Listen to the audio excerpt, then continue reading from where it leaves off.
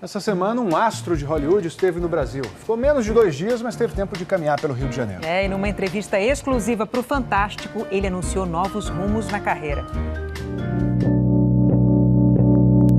Essa aqui é a vista do hotel em que ele está hospedado no Rio de Janeiro. Praia de Ipanema, Morro Dois Irmãos.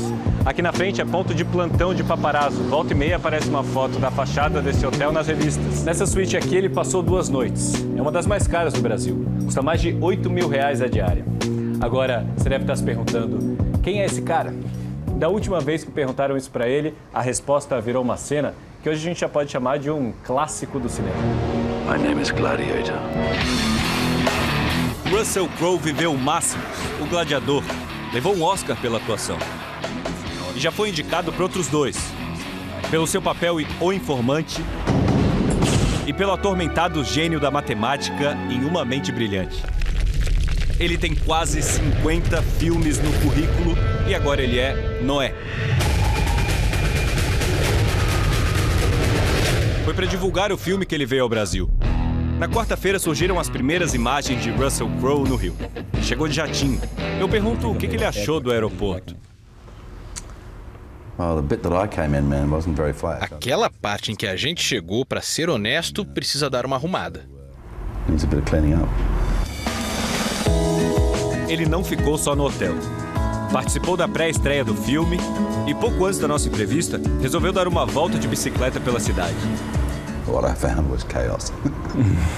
Foi um caos. Tirando as ciclovias da praia, não tem muito espaço para andar. Mas alguém te reconheceu? Eu pergunto. Quite a few. What did he do? Algumas pessoas, eles ficavam abismados. Eles ficavam assim, enquanto eu passava. Pior que eu estava usando capacete, óculos, não tinha como me reconhecer. Na maratona de divulgação de Noé, a última parada antes do Brasil foi o Vaticano. Há meses, ele vinha tentando chamar a atenção do Papa Francisco nas redes sociais. Queria conseguir um encontro. Eu pergunto se ele conseguiu. Olha, eu não sou chefe de Estado, não sou presidente de nada. Sou só um ator. E comecei a mandar mensagens para o Papa porque achei que qualquer pessoa com fé iria gostar de ver esse filme. Crowe e o diretor Darren Aronofsky participaram de uma audiência pública com o Papa, que não falou sobre o filme. Noé foi banido em diversos países do Oriente Médio por supostamente contrariar o que está escrito na Bíblia. Eu não acho que a abordagem do filme seja diferente. É que a Bíblia não entra em detalhes que são necessários na hora de colocar uma história no cinema. O Noé do filme vive um dilema. Não consegue decidir se deve ou não exterminar a humanidade, sem deixar descendentes na Terra. O resto continua lá. 40 dias de chuva, o dilúvio, os animais entrando na arca à espera de salvação. A arca do filme foi projetada de acordo com as especificações bíblicas. 40% da arca foi realmente construída e o resto é computação gráfica. Esses bichos também são todos feitos no computador. Eu entendo a decisão do diretor de não usar bichos de verdade. Ele é vegetariano e um ativista de proteção dos animais. Em uma entrevista recente, o diretor do filme disse que trabalhar com Russell Crowe é como uma luta, em que você precisa usar a força do oponente a seu favor.